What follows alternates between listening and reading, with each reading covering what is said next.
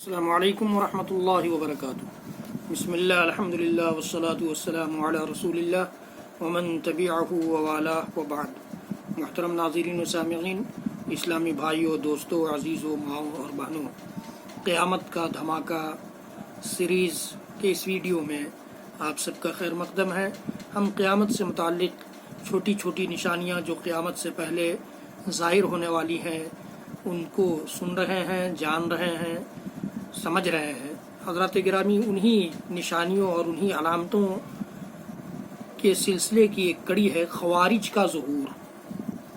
قیامت کی نشانیوں میں سے ایک یہ بھی ہے کہ مختلف قسم کے فرقے نمودار ہوں گے، پیدا ہو جائیں گے۔ انہی میں سے ایک فرقہ خوارج ہے۔ یہ حضرت علی کی جماعت کے لوگ تھے، حضرت علی کو ماننے والے لوگ تھے، ان کے ساتھ مل کر لڑائیوں میں شریک رہتے تھے۔ پھر جب حضرت علی اور حضرت معاویہ رضی اللہ تعالیٰ عنہما کے درمیان کچھ اختلافات ہوئے تو یہ لوگ حضرت علی کی اطاعت سے بھی منحرف ہو گئے، مڑ گئے، منہ پھیر لیا اور کوفہ کے قریب حرورہ نامی ایک جگہ، ایک بستی ہے، وہاں جا کر آباد ہو گئے۔ ان کے عقائد کیا تھے؟ انہوں نے کیا عقیدہ بنایا؟ یہ لوگ کبیرہ گناہوں کے مرتکب، مثلا زنا کرنے والے، شراب پینے والے کو کافر اور ہمیشہ کا جہنمی قرار دیتے تھے۔ ان کا یہ عقیدہ واضح گمراہی ہے، کیونکہ حق بات یہ ہے کہ مسلمان سے کبیرہ گناہ سرزد ہو جائے تو وہ اسے کافر نہیں کہا جا سکتا، بلکہ وہ اپنے اس گناہ کی وجہ سے نافرمان اور فاسق تو گردانا جائے گا، قرار دیا جائے گا، اور اس پر لازم ہے کہ وہ توبہ کر لے اور ایسے کاموں سے باز آ جائے، لیکن اسے کافر نہیں کہا جا سکتا۔ لیکن ان کا عقیدہ، جو خوارج کا عقیدہ، یہ ہے کہ کسی بھی کبیرہ گناہ کا مرتکب کو کافر کہا جائے گا، اس پر کفر کا حکم لگے گا۔ دوسرا خطرناک عقیدہ ان کا یہ تھا کہ حضرت علی اور حضرت معاویہ دونوں کو وہ کافر سمجھتے تھے۔ انا للہ و انا الیہ راجعون۔ بہت سے لوگ ہیں اس وقت، آج کے دور میں بھی، جو ایسا سمجھتے ہیں۔ صحابہ کرام کی اکثریت کو وہ کافر کہتے ہیں۔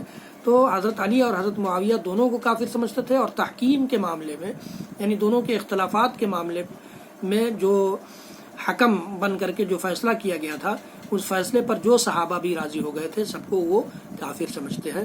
تیسرا عقیدہ ان کا خطرناک یہ ہے کہ وہ فاسق حکمرانوں کے ساتھ لڑائی کرنا بھی ضروری سمجھتے تھے، خواہ انہوں نے کفر کا ارتکاب نہ بھی کیا ہو۔ جبکہ کوئی بھی خلیفہ، کوئی بھی امام، امیر المومنین اور امیر المسلمین، خلیفۃ المسلمین بنتا ہے تو اس کے فسق پر اس کے خلاف بغاوت نہیں کی جائے گی، اس کے خلاف لڑائی نہیں کی جائے گی، جب تک کہ اس سے کوئی واضح کفر صادر نہ ہو جائے۔ وہ اہل علم ہونے کے دعوے دار تھے، عبادات میں بہت سخت مشقت اٹھاتے تھے۔ انہی کا ایک بڑا شخص تھا، ان کا سردار تھا ذوالخویسرہ، جس کے بارے میں نبی کریم صلی اللہ تعالی علیہ وسلم نے فرمایا تھا، یمرقون من الدین کما یمرق السهم من الرمیہ، کہ یہ لوگ دین سے اس طرح نکل جائیں گے جیسے بہت تیز تیر شکار سے بالکل صاف آر پار نکل جاتا ہے۔ جس طرح سے تیر نکل جاتا ہے شکار سے، اسی طرح سے ان کے دل سے ایمان نکل جائے گا، دین نکل جائے گا۔ حالانکہ دین میں یہ بہت مشقت اٹھانے والے اپنے آپ کو بہت مشقت میں ڈال کر کے دین کے کام کریں گے، دینی کام کریں گے۔ اس سلسلے کی ایک حدیث جو صحیح بخاری کی حدیث ہے، ابو سعید خدری رضی اللہ تعالیٰ عنہ بیان کرتے ہیں کہ ایک دفعہ ہم نبی کریم صلی اللہ علیہ وسلم کی خدمت میں حاضر تھے، آپ لوگوں میں مال تقسیم کر رہے تھے، غنیمت کا مال۔ اسی موقع پر بنو تمیم سے تعلق رکھنے والا ایک شخص آیا جس کا نام ذوالخویسرہ تھا، اور کہنے لگا کہ محمد، مال انصاف سے تقسیم کیجئے، عدل کے ساتھ تقسیم کیجئے۔ نبی کریم صلی اللہ علیہ وسلم نے فرمایا کہ تیری تباہی ہو، تو برباد ہو جائے، اگر میں عدل نہیں کروں گا تو میرے علاوہ کون عدل کرے گا؟ اگر میں اللہ کا رسول ہو کر عدل نہ کروں تو میں ناکام و نامراد ہو جاؤں گا۔ یہ دیکھ کر حضرت عمر بن الخطاب رضی اللہ تعالیٰ عنہ غصے میں آئے اور کہا کہ اللہ کے رسول، مجھے اجازت دیجیے میں اس کی گردن اڑا دوں۔ آپ صلی اللہ علیہ وسلم نے فرمایا کہ اسے چھوڑ دو، اس کے کچھ ایسے ساتھی ہیں کہ تم میں ایک شخص ان کی نماز کے مقابلے میں اپنی نماز کو معمولی خیال کرے گا، اپنے روزے کو ان کے روزے کے مقابلے میں بے وقت جانے گا۔ یہ لوگ قرآن کی تلاوت تو بہت کریں گے، مگر قرآن ان کے گلے سے اتر کر دل تک نہیں پہنچے گا۔ یہ دین سے اس طرح نکل جائیں گے جس طرح تیر تیزی سے شکار سے آر پار ہو جاتا ہے۔ وہ تیر کے بھالے کو دیکھیں گے تو اس میں کچھ نہ ہوگا، پھر اس کے بانس کو دیکھیں گے وہاں بھی کچھ نہ ہوگا، پھر اس کی لکڑی کو دیکھیں گے تو وہاں بھی کچھ نہیں پائیں گے، پھر اس کے پر کو دیکھیں گے تو وہاں بھی کچھ نہ ہوگا۔ وہ تو لید اور خون میں سے تیزی سے گزر چکا۔ مطلب یہ ہے کہ ان لوگوں کو پتہ بھی نہ چلے گا اور یہ اپنی کرتوتوں کے باعث اسلام سے خارج ہو جائیں گے۔